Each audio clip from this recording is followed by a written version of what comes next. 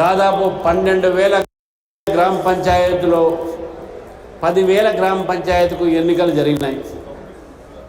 10,000 గ్రామ పంచాయతీకు జరిగినటువంటి ఎన్నికలు దాంట్లో దాదాపు 2-3 వేల స్థానాల్లో మనం పోటీ చేయలేకపోయినా అనేక కారణం వల్ల కొన్ని చోట స్థానికంగా ఉన్నటువంటి ఒక నాయకులు బెదిరియటము, లేకపోతే వేరే రకంగా ప్రలోభించే ప్రయత్నం చేస్తే వాళ్ళని ఊళ్ళకు రానియకుండా చేయడము, అటువంటి చాలా గ్రామాలు ఉన్నాయి.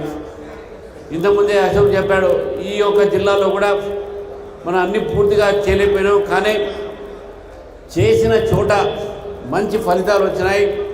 వార్డు మెంబర్లు, ఉప సర్పంచ్లు, సర్పంచ్లు గెలుచుకున్నాం.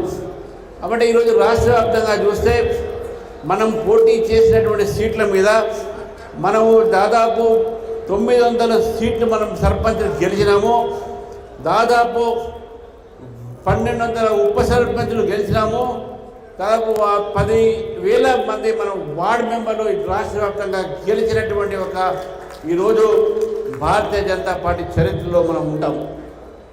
గతంలో భారతీయ జనతా పార్టీ ఒక పట్టణ పార్టీ అనేది, ఇది నగరాలకే పరిమితమైన పార్టీ అనేది.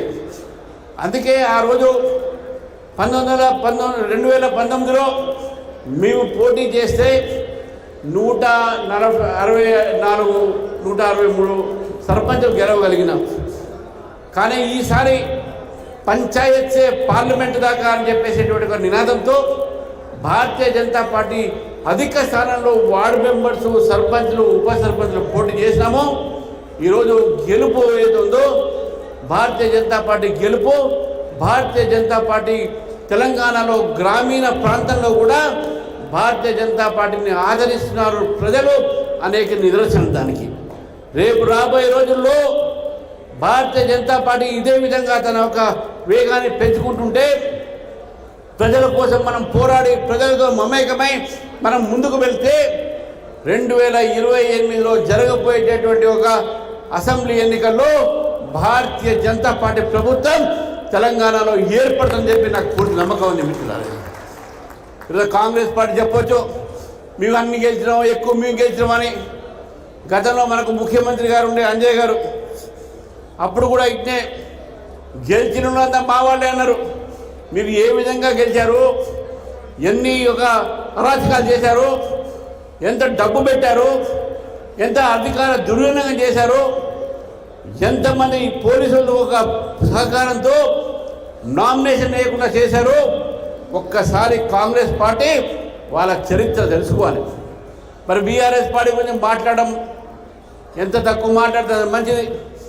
రూలింగ్ పార్టీగా ఉన్నటువంటి 8,000 సర్పంచుల నుంచి 2,000 సర్పంచులకు వచ్చినటువంటి దిగజారినటువంటి ఒక వాళ్ళ గ్రాఫ్ ఈరోజు మనం చూస్తూ ఉన్నాం. తెలంగాణలో ప్రజలు భారతీయ జనతా పార్టీ వైపు చూస్తూ ఉన్నారు. ఈ గ్రామీణ ప్రాంతంలో కూడా భారతీయ జనతా పార్టీకు ఈరోజు భువనగిరిలో కూడా 4 సర్పంచులు, అది కూడా మామూలుగా గ్రామాలు కాదు, 2 మేజర్ గ్రామ పంచాయతీ, రాజాపేట, అదేవిధంగా కొండమడుగు. ఈ 2 గ్రామాల్లో కూడా అధిక సంఖ్యలో వార్డు మెంబర్లు గెలిచి, సర్పంచులు గెలిచి, ఉప సర్పంచులు కూడా అనేక గ్రామాల్లో మనకు గెలవడం జరిగింది. కేంద్రంలో ఉన్నటువంటిగా భారతీయ జనతా పార్టీ ప్రభుత్వం ఈరోజు గ్రామీణ ప్రాంతాన్ని ఈరోజు అభివృద్ధి చేయాలి, నగరాలు అభివృద్ధితో పాటు గ్రామీణ ప్రాంతం కూడా అభివృద్ధి కావాలి అనే ఉద్దేశంతో ఈరోజు గ్రామీణ ప్రాంతంలో కూడా ప్రధానమంత్రి గ్రామీణ సడక్ యోజన కింద కోట్లాది రూపాయలు నిధులు ఇవ్వడం జరిగింది. భువనగిరి నుంచి మనకు పోతున్నటువంటి ఒక ఏ రహదారి ఉందో భూపాలపట్నం, దీనికి దాదాపు 140 కోట్ల రూపాయలతోని ఈ యొక్క ప్రాంతం వరకే మనం రోడ్డు వేసుకోవడం జరిగింది. అంతేకాకుండా ఆయుష్మాన్ భారత్ కింద ఈ ప్రాంతంలో అనేక మంది లబ్ధి పొందినటువంటి విషయాన్ని కూడా మనం గుర్తుపెట్టుకోవాలి. గ్రామాలలో హరితహారం కోసం నర్సరీలో అయితే ఏర్పాటు చేశారో, వైకుంఠ ధామంలో అయితే ఉన్నాయో, ఇవన్నీ కూడా ఇంటింటికి నల్ జల్ హర్ ఘర్ జల్ హర్ ఘర్ నల్ అనేటటువంటి కార్యక్రమం కేంద్ర ప్రభుత్వం తీసుకుంటే, ఇవన్నీ కూడా కేంద్ర ప్రభుత్వం ఇచ్చినటువంటి నిధులతో ఈరోజు తెలంగాణలో కూడా గ్రామీణ ప్రాంతాలు అభివృద్ధి చెందుతున్న విషయాన్ని మనం గుర్తుపెట్టుకోవాలి. మన ఒక పథకాలని పేర్లు మార్చి ఆ బీఆర్ఎస్ ప్రభుత్వం ప్రజలకు మన పథకాలు రాకుండా చేసింది. కాంగ్రెస్ పార్టీ కూడా ప్రజలకు వాస్తవాలు చెప్పట్లే. ఈరోజు తెలంగాణలో అభివృద్ధి కార్యక్రమాల్లో కేంద్ర ప్రభుత్వమే ఒక పాత్ర, చాలా పెద్ద పాత్ర. 5 కిలోల బియ్యము ఉచితంగా వచ్చేటటువంటి ఒక పథకం ఏతుందో అది కేంద్ర ప్రభుత్వం పథకం ప్రజలకు ఇస్తూ ఉన్నాం. ప్రతి రైతు దగ్గర నుంచి కొన్నటువంటి ధాన్యము ఫుడ్ కార్పొరేషన్ ఆఫ్ ఇండియా నుంచి 100% ప్రొక్యూర్మెంట్ సెంట్రల్ గవర్నమెంట్ చేస్తూ ఉంది. ఈరోజు గ్రామీణ ప్రాంతంలో లబ్ధిదారు ఉన్న రైతులకు ప్రధానమంత్రి కిసాన్ సమ్మాన్ యోజన కింద రేపు కూడా తప్పకుండా వారికి రావాల్సినటువంటి నిధులు ఏదున్నాయి 6,000 రూపాయలు వాళ్ళ అకౌంట్లో డైరెక్ట్గా పోతూ ఉన్నాయి.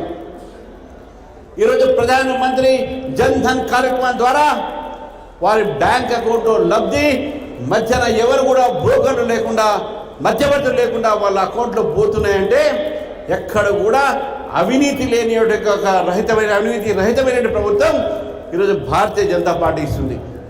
మిత్రులారా, గ్రామం పెరగాలని, గ్రామ అభివృద్ధి కావాలంటే, రాష్ట్రం అభివృద్ధి కావాలంటే కూడా భారతీయ జనతా పార్టీ రావాల్సిందే.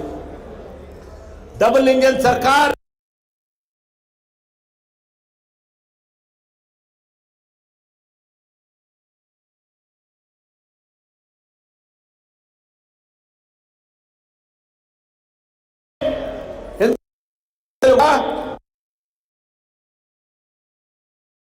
ఈ పార్టీ ఫిరాయింపుదారుల మీద తీసుకున్నటువంటి నిర్ణయం ఏదో ఆ నిర్ణయం రాజ్యాంగానికి విరుద్ధం అని చెప్పి భారతీయ జనతా పార్టీ భావిస్తూ ఉంది.